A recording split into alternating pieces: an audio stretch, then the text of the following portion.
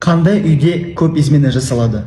Өте көп бақылап жүрмін әйелдерден. Өте көп әйелдермен жұмыс жасаймын. Психосоматолог, регрессолог ретінде айтамын. Өте көп измена жасайтын әйелдерде қандай? Общий черта. Өз-өзін сыйламайды. Жеке граница Г деген әрібі жоқ.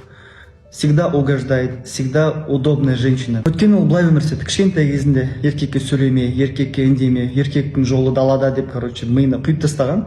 И ол уже автоматически тұрмысқа шыққан соң күйеуіне мама болып кетеді. Тамағын жасап береді, артын тазалайды. Өзі күйеуі сықиып күшті болып жүреді да, бірақ өзі быт шығып кеткен ескі киімдермен былай айтқан кезде өзіне забивать етеді. Тіпті ішкі киімдеріне забивать етеді да. Понимаете, өз-өзін сыйламаған әйелде измена жасалады.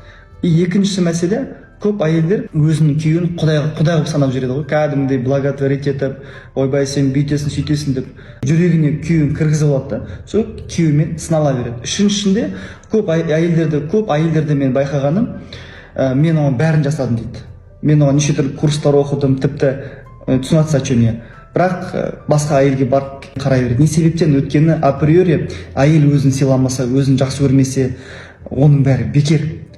Мысалы бізде основном қазіргі мынандай тенденция ғой, бәрін балам болсын, бәрімде баламда, бәрі күйеуіме деген сияқты өзін всегда ысыра береді 3-ші орынға, 4-ші орынға.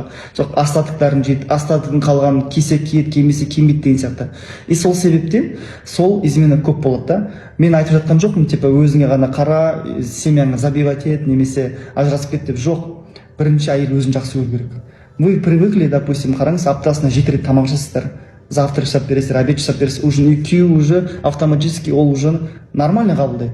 И тамақ жасамаса қатын тамақ қайда деп уже недовольный болады да. Ал когда әйел адам өзінің интересін ысырып тамақ жасайтын болса, өзінің интересін басқа тірліктер жасайтын болса, әрине ол бақытсыз болады. Сол себептен бақыттың формуласы оп-оңай өзіңді жақсы көру. Өзіңді жақсы көрсең, күйеуің де сені жақсы көреді, сенің балаларың да жақсы көреді. Сенің былай айтқан кезде мама жаным күнім деп жүретін болады. Сол себептен құрметті әйел бірінші өзін жақсы көру, любовь к себе. Сол кезде измена мейлінше аз болады, немесе тіпті болмайды. Ал өзіңді всегда ысыра беретін болсаң, өзіңді всегда екінші, үшінші планға қоя береді десең, то күйеуің рано или поздно налево направо жүретін болады.